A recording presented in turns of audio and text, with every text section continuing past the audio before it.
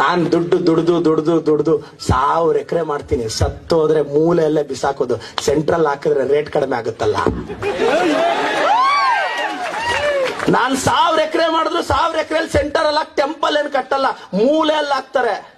ಇನ್ನು ಅದೇನಾದ್ರು 5-6 ಕೋಟಿ ಹೋದ್ರೆ ಎಕರೆ ಅಲ್ಲಿ ಹಾಕಲ್ಲ. ಒದ್ದು ದಿಗಲೈತಿ ನಡ.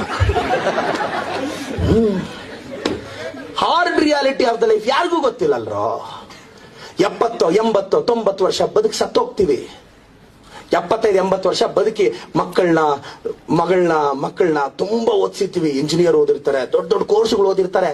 80-90 ವರ್ಷಕ್ಕೆ ಅಪ್ಪ ಸತ್ತೋದ್ರೆ ಮಗನೋ ಮಗಳು ಏನಂತಾರೆ, ಬಾಡಿ ಎಷ್ಟೊತ್ತಿಗೆ ಬರುತ್ತೆ ಅನ್ಸ್ತಾರೆ. 80-90 ವರ್ಷದ ಡ್ಯಾಡಿನ ನಿಮಿಷಗಳಲ್ಲಿ ಬಾಡಿ ಮಾಡಾಕ್ತಾರೆ. ಇದೇ ನಿಜ.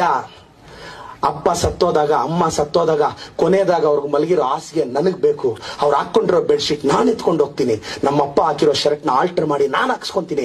ನಮ್ಮಮ್ಮ ಕಟ್ಟಿರೋ ಸೀರೆನ ನಾನ್ ಸುಟ್ಕೊಂತೀನಿ ಅಂತ ಯಾವ ಮಕ್ಕಳು ಕಿತ್ತಾಡಲ್ಲ. ಆ ತಲ್ದಿಮ್ಮನ ಹಾಸಿಗೆನ ಎತ್ಕೊಂಡು ತಿಪ್ಪೆಯಲ್ಲಿ ಬಿಸಾಕ್ತಾರೆ. ಬೆಡ್ಶೀಟ್ ನ ಕೂಲಿ ಅವ್ರಿಗೆ ಕೊಡ್ತಾರೆ.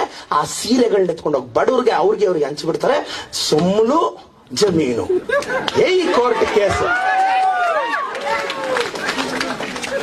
ಅದಕ್ಕೆ ಪಾಪ 80-90 ವರ್ಷ ಆ ಮನೆಯಲ್ಲ ಯಜಮಾನ ಆಯಮ್ಮ ದುಡ್ದು ಸತ್ತೋಗಿರ್ತಾರೆ. ಮೊದಲನೇ ವರ್ಷ ತಿಥಿ ನಾನ್ ದುಡ್ಡು